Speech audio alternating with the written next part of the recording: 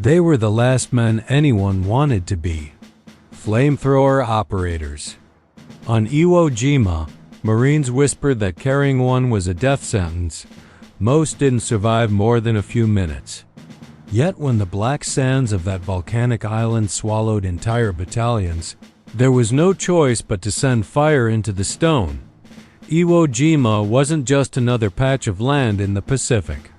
Barely 8 square miles, it was a barren scar of ash and sulfur, steaming with volcanic heat. To America, it was priceless, an emergency landing strip for crippled B-29s and a launch point for fighter escorts bound for Japan. To the Japanese, it was the last line of defense. Months before the invasion, General Tadamichi Kurabayashi turned the island into a death trap.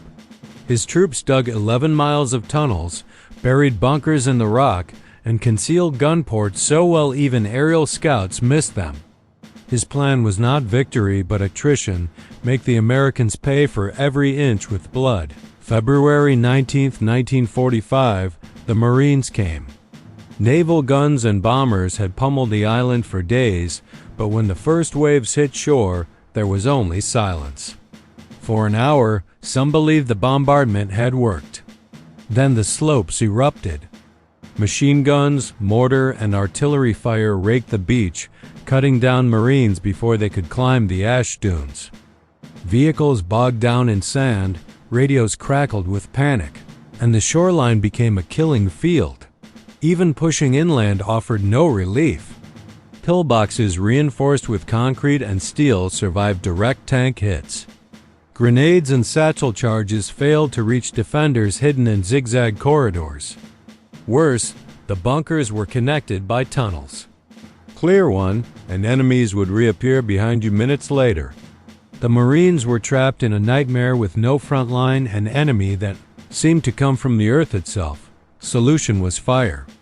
The M2 flamethrower, a 70-pound beast strapped to a Marine's back, carried only seconds of fuel but could do what bullets and bombs could not. Fire filled every crevice, robbed bunkers of oxygen, and left no place to hide. But carrying it meant painting a target on yourself. Japanese troops were ordered to kill flamethrower men at all costs. To be captured was worse. Stories spread of screams echoing from caves for days. Many operators begged their comrades to end their lives rather than let them be taken, and yet some stepped forward. Among them was Hershel Woody Williams. On February 23rd, the same day the flag rose atop Mount Suribachi, Woody was given a task no one wanted: clear a line of pillboxes that had pinned down his company.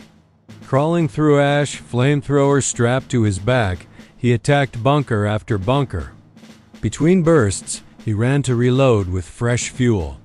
By the end, he had destroyed 7 enemy positions, opening the way for his brothers to advance. For his courage, Woody received the Medal of Honor, the only flamethrower operator ever to do so. But he never called himself a hero.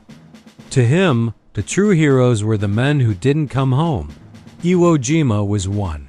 But for the Marines who carried fire, victory came with a burden no medal could erase.